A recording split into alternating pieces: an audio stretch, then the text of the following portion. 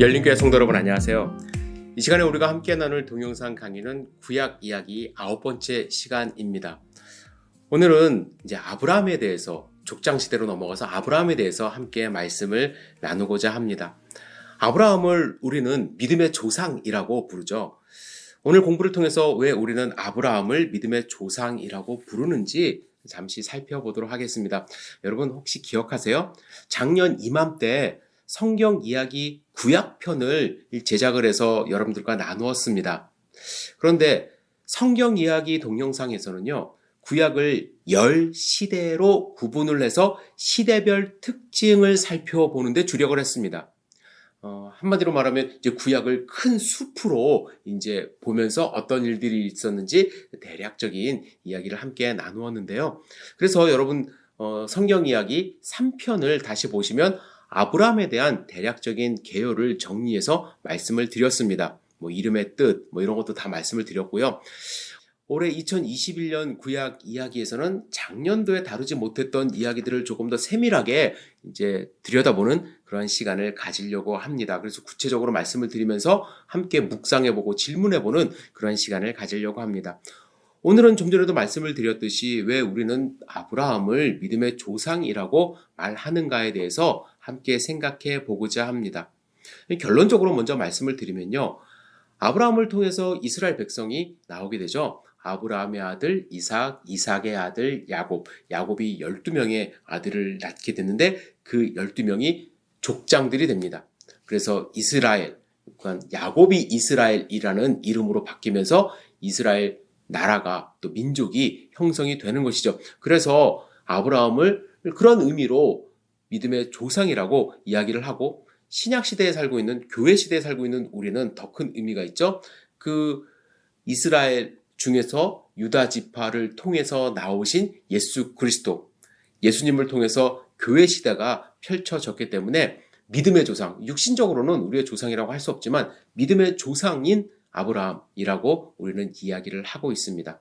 그 과정을 오늘 잠깐 살펴보도록 하겠는데요. 여러분 창세기 11장에 보시면 노아의 아들 셈의 맏아들이죠. 셈의 족보가 나옵니다. 그래서 아브라함은 그 족보를 살펴보면 셈의 자손임을 우리는 알 수 있습니다. 그런데 이 셈 자손이 어디서 살고 있었느냐 하면은 우르라는 곳에서 살고 있었습니다. 하지만 이 우르 지방에는요, 셈족만 살고 있었던 것이 아니에요. 이 우르 지역에는 이미 수메르 문명이 존재했다고 알려지고 있습니다. 이 수메르인들은 대략 기원전 5,500년 전부터 기원전 4,000년 전 사이에 수메르 지역에 이제 살기 시작을 했는데요. 수메르 문명이 가장 융성했던 시기는 약 3,000년기라고 합니다. 그래서 역사학자들은 통상적으로 이 2,900년에서 BC 2350년 이 기간을 가장 융성했던 그러한 기간으로 추측을 하고 있고요. 그 다음에 약 200년 정도 아카드 왕조 시대가 일어납니다. 그리고 나서 우르 제3왕조 시대 2150년부터 약 2000년 아브라함 시대까지 이제 있었다 이렇게 이야기를 하면서 수메르 문명을 세 구분으로 나누어 설명을 합니다. 자세한 거는 너무나도 복잡하고 또 깊이 들어가기 때문에 이 정도만 말씀을 드리고요. 한 가지 여러분들이 생각하셔야 되는 것이 하나님이 계획하신 하나님 나라 백성들이 지금 세상 사람들과 같이 살고 있었습니다. 구분이 되질 않고 그냥 우르 지방에 살고 있었던 것이죠. 작년도 성경 이야기 때 말씀을 드렸는데 아브라함의 아버지가 우상을 만들어 팔던 그런 사람이었습니다. 하나님의 입장에서 우르 지방에 아브라함을 계속 살게 놔두면 아브라함도 영향을 받을 것이고 하나님 나라를 완성할 수 없다는 그러한 생각에 아브라함을 들어서 이제 가나안 땅으로 가게 하신 것입니다. 그래서 하나님은 하나님 나라를 세우고 하나님 백성을 통해서 인류 구원의 길을 열기 위하여 아브라함을 선택을 하셨고 부르셨습니다. 좀 전에 말씀드렸듯이 우르 지방에는 이미 여러 신전이 있었고 아주 발달된 그러한 사회였기 때문에 그곳에서 하나님을 온전히 섬길 수 없다는 판단으로 아브라함을 부르시고 옮기신 것입니다. 그런데 왜 아브라함인가? 여러분들 혹시 이런 생각 해보셨나요? 저는 과거에 이런 생각을 했습니다.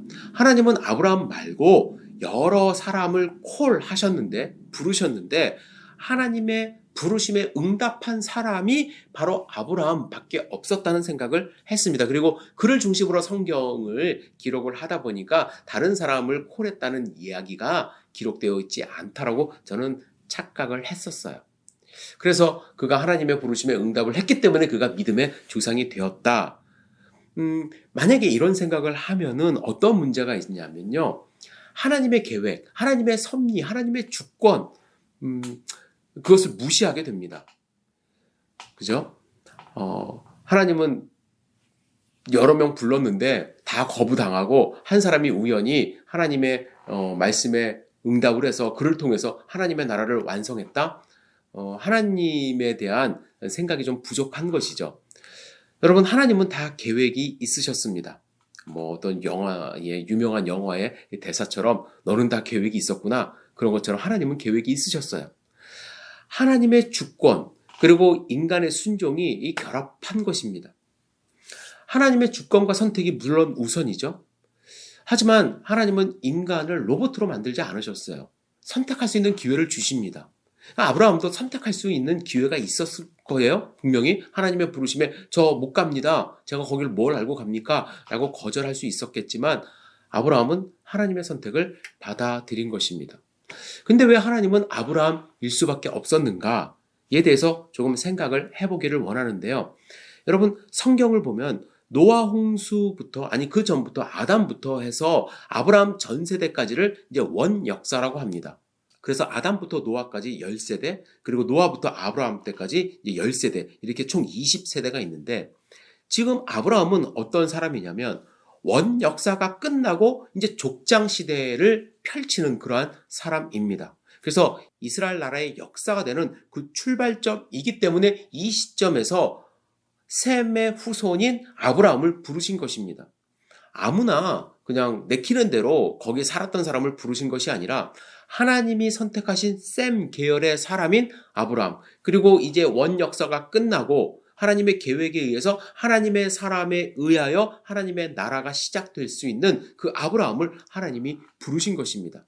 셈 계열을 통하여 이스라엘이 나오고 그 계열을 통해서 유다 지파가 나오고 다윗, 그리고 예수 그리스도가 탄생하시고 나아가 교회가 출발하여 열방 구원의 길로 가게 되는 그 역사의 출발점 가운데 아브라함이 있었던 것입니다. 여러분, 성경의 나이와 연대를 이렇게 계산을 해보면요, 신기한 것이 발견이 되는데 아브라함이 58세 때까지 노아가 살고 있었습니다. 그죠? 노아가 워낙 오래 살았기 때문에.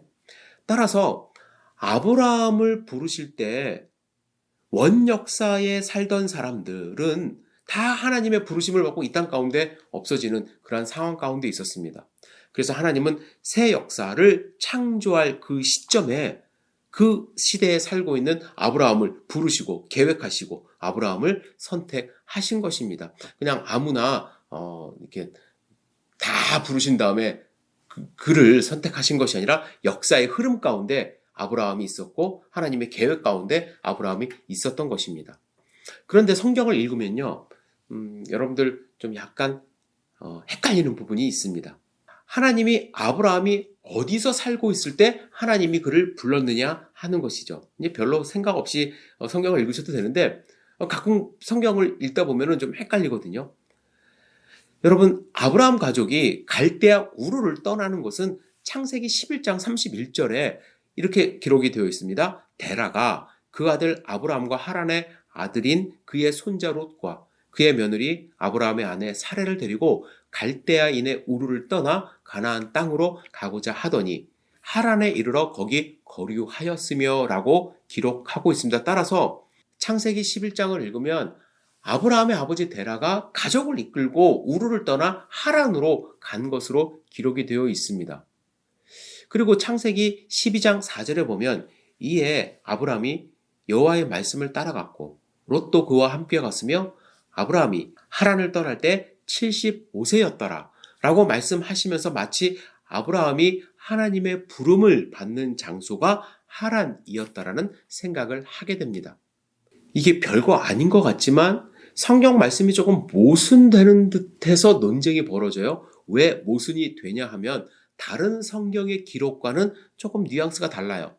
느헤미야 9장 7절에 주는 하나님 여호와시라 옛적에 아브라함을 택하시고 갈대아 우르에서 인도하여 내시고 아브라함이라 이름을 주셨고 이렇게 기록하고 있습니다. 그리고 창세기 15장 6절에서 하나님은 뭐라 말씀하셨냐면 나는 너를 갈대아 우르에서 이끌어낸 여호와라. 하나님이 우르에서 아브라함을 이끌어 내신 것으로 기록을 하고 있습니다. 스데반 집사도 사도행전 7장의 설교를 통해서 이렇게 말씀을 전하고 있습니다. 여러분 부형들이여 들으소서. 우리 조상 아브라함이 하란에 있기 전 메소포타미아에 있을 때에 영광의 하나님이 그에게 보여 이르시되 내 고향과 친척을 떠나 내가 네게 보일 땅으로 가라 하시니 유대인들은 아브라함이 하란에서 부름을 받은 것이 아니라 갈대아 우르에서 부름을 받았다라고 이제 다 기억을 하고 있습니다. 그런데 창세기 11장과 12장은 마치 아버지가 하나님의 부르심을 받아 가족을 이끌고 떠난 것처럼 이제 기록이 되어 있어서 논쟁이 많이 있습니다. 하지만 우리가 생각을 해야 될 것은 창세기 11장 31절에 마치 데라가 가족을 이끌고 갈대아 우르를 떠나 가나안 땅으로 가고자 한 것처럼 묘사되어 있으나 그것은 집안의 가장 나이 많은 어른으로서 대표성을 가진 것 이외에는 의미가 없다라고 생각을 하시면 됩니다. 실제로 하나님의 부름을 받은 것은 아브라함이고 아브라함의 주도하에서 그의 가족들이 갈대아 우르를 떠나 하나님이 지시한 곳으로 가는 중간이었다라고 보시면 될 것 같습니다. 사실 데라는 아까도 말씀드렸듯이 하나님의 소명을 받을 만한 믿음을 갖고 있지 않았습니다. 여호수아서 24장 2절에 보면 아브라함의 아버지 데라가 강 저편에 있을 때에 다른 신을 섬겼다고 말씀을 하고 있습니다. 그렇다면 하나님께 소명을 받은 곳은 갈대아 우르이지만 하나님이 본토와 친척을 떠나라는 명령을 받은 것은 하란이었다라고 생각이 되어지는데 왜 하나님은 하란에서 이 명령을 다시 하셨을까? 혹은 이 명령을 하셨어야만 했는가에 대해서 우리가 생각을 좀 해봐야 합니다. 이 설명을 좀 개연성 있게 우리가 유추해 볼 수 있는 것은요. 하나님의 소명을 받고 갈대아 우르를 떠날 때 하나님의 명령대로 본토와 친척 아비의 집을 완전히 떠나지 않았다라고 생각이 되어지는 것입니다. 여러분 하란은 어떤 곳이냐면요. 메소포타미아 문명의 가장 끝 부분에 위치한 교통의 요지로서 갈대아 우르와 같은 문화권에 속해 있는 지역입니다. 따라서 갈대아 우르에서 하란까지는 가기가 쉬웠을 거예요. 그러나 하란과 가나안은 완전히 다른 문화권에 속하기 때문에 갈대아 우르를 떠나 하란에 가는 것과는 차원이 다른 그러한 일이었습니다. 다른 문화권에 들어가야 된다는 것, 불모지에 가야 된다는 것, 정확하게 어디를 알지도 못하고 가야 된다는 것, 하나님의 소명을 직접 받지 않은 나이 많은 데라에게는 큰 부담으로 다가왔을 것입니다. 그 부담으로 인하여 하나님의 소명을 따라 가나안 땅으로 가는 것이 지체되었을 것을 예상할 수가 있습니다. 여러분 흥미롭게도요. 언어학자 게세니우스에 의하면 이 하란이라는 단어는 갈대아어로 지체하는 곳이라는 뜻을 갖고 있고요. 데라라는 이름의 뜻은 연기하다라는 원어적 의미를 가졌다고 합니다. 하란에서 데라가 좀 머뭇거리고 지체하는 바람에 그곳에서 데라는 하나님의 부르심을 받고 아브라함도 그곳에서 좀 지체하는 현상이 있었던 것 같습니다. 이것을 종합해 본다면 아브라함은 갈대아 우르에서 하나님의 부르심을 받고 가나안 땅으로 내가 지시하는 곳으로 가라고 명령을 받았습니다. 하지만 아버지가 그랬는지 다른 가족들도 아마 그곳에 다른 가족들이 머물러 있었거든요. 그래서 나중에 야곱이 외삼촌 라반의 집 하란에 있는 곳으로 가서 피신하지 않습니까? 다른 가족들의 어떤 반대도 있었는지 하란에 이르러서 지체를 하게 되고 데라가 죽은 후에 하나님의 명령, 하나님의 본토와 친척 아비집을 떠나라는 이 확고한 명령을 받고서 다시 소명을 받아 가나안 땅으로 출발한 것으로 예상할 수 있습니다. 결과적으로 말씀을 드리면 아브라함은 지체하는 모습은 있었지만 하나님의 명령을 순종하여 한 번도 가보지 않은 가나안 땅으로 가게 됩니다. 그가 떠난 것을 한번 생각해 보시길 바랍니다. 아버지의 집, 살던 고향, 그리고 함께했던 사람들을 떠났습니다. 그리고 그가 가는 곳은 하나님이 알려주신 또 한 번쯤 가본 소문이 난 곳이 아니라 이제 앞으로 하나님이 지시할 곳으로 가야만 했습니다. 하나님은 아브라함에게 어떠한 일이 벌어질지 알려주지 않으셨습니다. 아브라함은 앞으로 어떤 일이 벌어질지 아무것도 모르는 상태에서 하나님의 명령, 레크레카, 떠나가라는 명령을 부여받고 길을 떠난 것입니다. 우리가 아브라함을 믿음의 조상이라고 말하는 이유가 바로 여기에 있는 것이죠. 뒤에 이삭을 바치라는 하나님의 말씀에 토달지 않고 모리아산에 올라가 칼을 들어 죽이려 했던 모습도 완전히 하나님을 신뢰하지 않으면 할 수 없는 행동이지만 우르와 하란을 떠나 하나님이 지시할 곳으로 간 것은 하나님에 대한 절대적인 신뢰가 있었기 때문에 나올 수 있는 행동이라는 것입니다. 지금 이 시점에서 우리가 함께 생각해 보기를 원합니다. 하나님을 믿는 우리에게도 하나님은 우리에게 레크레카 하십니다. 여러분이 떠나야 할 곳, 가야 할 곳이 있습니다. 신앙생활이 무엇입니까? 우리가 함께 암송한 성경 구절이 있습니다. 그런즉 그리스도 안에 있으면 새로운 피조물이라 이전 것은 지나갔으니 보라 새 것이 되었도다. 이전 것은 지나갔어요. 떠나갔어요. 떠나가야 합니다. 그런데 많은 분들이 과거의 삶을 그대로 살면서 신앙생활 하는 것을 마침 하나쯤 가져도 되는 삶의 액세서리로 생각하는 경우가 많이 있습니다. 우리는 버릴 것은 확실하게 버리고 가야 될 곳은 확실하게 가는 신앙생활을 해야 돼요. 과거의 것 다 갖고 있고 내가 하고 싶은 것 다 하면서 하나님도 섬긴다고 말하는 것 모순일 수밖에 없습니다. 하나님은 그런 신앙생활 원치 않으십니다. 제가 만난 많은 분들이 그런 신앙생활을 하시는 경우가 많아요.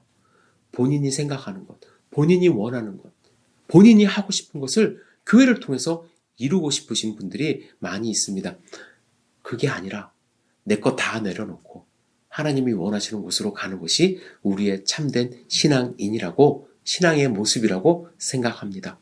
오늘은 여기까지 함께 말씀을 나누고요. 다음 시간에는 아브라함의 단점에 대해서 함께 생각을 해보면서 우리가 중요하게 생각해야 되는 성경 구절을 함께 나누도록 하겠습니다. 여러분, 아브라함의 믿음의 모습을 다시 한번 묵상해 보시기를 부탁을 드립니다. 여러분 감사합니다.